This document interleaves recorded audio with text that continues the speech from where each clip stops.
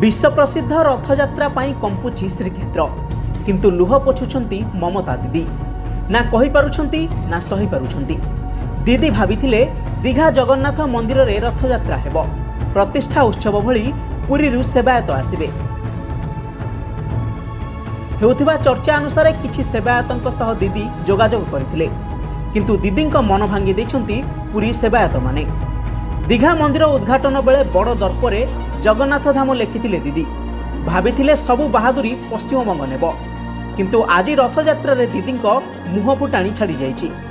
New दीघारे Rathyatra हेउछि सत, किंतु पुरीरु सेवायत नेबा तो दूरर कथा, निज राज्यर लोकंकु बड़दाण्डकु आसिबाकु रोकी पारि नाहांती ममता। सेपटे दीघा जगन्नाथ मंदिर धार्मिक भावना नुहे बरं बेपार पाई निर्माण करा जायतिबा कहिसंती शंकराचार्य निश्चलानंद सरस्वती।